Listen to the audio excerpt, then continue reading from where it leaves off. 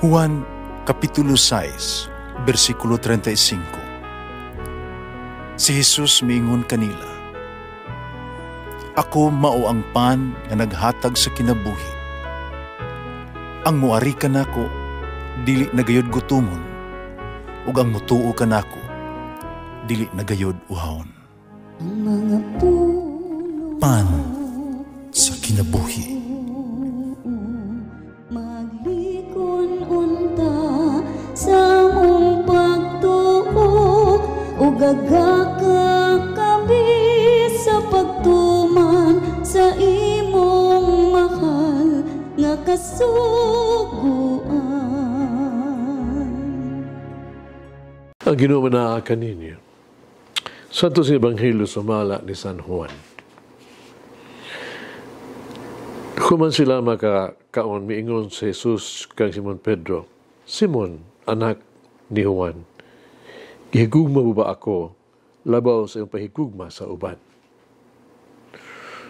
Siya mitubag, "O Ginoo, nasayod ka, nagihigugma ko ikaw." Si Jesus miingon kaniya, "At timanang ako mga nating karnero." Unya, miingon usab si Jesus kaniya, "Simon, anak ni Juan, gihigugma mo ba ako?" Si Simon mitubag pag-usab, "O Ginoo, nasayog kang gihigugma ko ikaw." Si Jesus mitubag kaniya, "At timanang ako mga karnero." Nung katulong higayon si Jesus miingon na usab, "Simon, anak ni Juan, gihigugma mo ba ako?" Si Pedro masubot tungod kay pangutana man siya ni Jesus sa makatulog kung siya gihugma ba niya. Si Pedro mingon kaniya, "Ginoo, nasayod ka sa tanan. Sayod ka, naghihugma ko ikaw." Si Jesus mingon kaniya, "At timanang ako ang magkarnero. Sultihan ko ikaw. Sa batanon ka pa, ikaw ra magbakos sa imong kaugalingon. Makaadto ka bisan diin nga gusto mong adtuan. Apan, ikinatigulang na nimo. Idupabo ang imong kamot. O lain na ang magbakos kanimo. Dadon ka sa mga dapit na dili mo gustong adtuan." Sa pagsulti niya ni ini, gipasabot ni Jesus kung sa pag-agiya si Pedro mamatay, harmahimaya sa Dios. Nimingon si Jesus kaniya, "Sunod ka nako." Ang Ebanghelyo sa Ginoo. Pasalamati ang Ginoo kay siya maayo, ang iyang gugma mulungtad hangtod sa kahangturan. Pasalamati ang Diyos sa tanang mga Diyos, ang iyang gugma malungtaron. Pasalamati ang Ginoo sa mga Ginoo, ang iyang gugma balungtaron.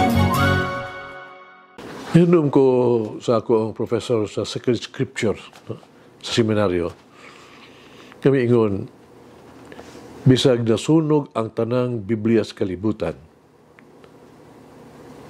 mahupta nato ang mahinungdanong mensahe sa mga balita kung atong hibaluan sa kinasingkasing gayud ang mga pulong sa Dios. Sumala ni San Juan, chapter 3:16. Nga, pong pa niya, kay gihigugma pag-ayo sa Dios ang kalibutan, ug tungod ni ana, gihatag niya ang iyang bugtong anak. Ang motibo sa paglalang sa Dios o ang kaluwasan sa Dios mao ang gugma. Sa pagkatinuod ang Biblia, nagsulti ka nato sa sugilanon sa gugma tali sa Dios o sa katawhan. Tungod sa gugma, sagad gipiyong sa Dios ang iyang mga mata sa to ang mga kahuyang o bisan sa to ang mga pagluib. Aron may usa kita kaniya diha sa gugma. Sa Ebanghelyo ni San Juan, iyang ipadayag ang sugilanon sa gugma. Si Jesus, anak sa Dios, kauban ni Simon, anak ni Juan. Pagbasa, pag-ayo sa Ebanghelyo, Ato masugatan ang mga pulong nagkugma sa makapito. Tulo ka beses gikan sa papangutana kang Hesus.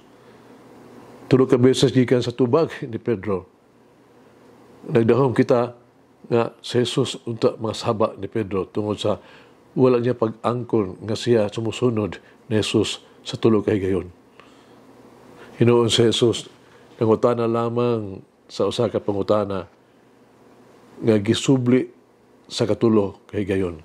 Simon, anak ni Juan, gihigugma mo ba ako? Nag-uol si Pedro sa sinugdan, kinahindom siya nga maisugon niya ang pamanghanti ba, na ihatag ko kanimo ang ako ang kinabuhi. Iyang gipamulong at tubangan ni Jesus, di sa katapusang panihapon Last Supper. Pero sa kahadlok o katalaw, iyang ginigar ang Ginoo, diya nga siya kiila sa mga sumusunod sa mga Hudiyo. Sa katapusan, iyang naamguhan nga ang gugma naglangkob sa tanan nga mao ang labing importante nga butang. Usa siya yanong miingon, Ginoo, ikaw nahibalo sa tanan. Kung ihatag ni Jesus ang iyang kaugalingon nga kinabuhi tungod sa gugma, karon panahon nato torno na sad kaniya kay hatag ang iyang kinabuhi tungod sa iyang gugma sa iyang agalon. Mag-ampo kita. Amang nagpasalamat ako kanimo sa gahom sa pagkabanhaw ni Ginoong Hesukristo. Man kini usa ka maayong balita. Mugahin lang kami. Ug kadiyot karon aron among magpasalamat kanimo. Salamat Ginoong Hesus. Kaya ikaw wala lamang mamatay sa krus alang sa mga magsala. Kung inabanhag yung ka, kikan sa mga patay, aron kami makabaton og madaugong Kristohanong kinabuhi dinhi sa yuta sama sa langit. Man tuguti ang tanan nga maglakaw sa gahom sa kamatuoran sa pagkabanhaw. Ako nag-ampo sa ngalan ni Jesus. Amen. O Mary, for my heart in gratitude and praise. Malangin ang Diyos magagahom sa tanan, Amahan, Anak, Espiritu Santo. Amen. May the Lord of the divine mercy bless us all, heal us from all diseases and suffering. Ayun unta niya kita, tanang mga sakit na sa lawas, o sa kalag, body and soul. In the name of the Father, the Son, and of the Holy Spirit. Jesus, I trust in you. Amen. Whoever eats the bread of life will never hunger, says the Lord. Kay galaan inyong nabati ang pagpaambit ug hamubong pamalandong sa pulong sa Dios pinaagi sa tulumanon pan sa kinabuhi nga gidumala ni Monsignor Daddy Silva. Hangtod na usab sa sunod higayon, daghang salamat. The bread of life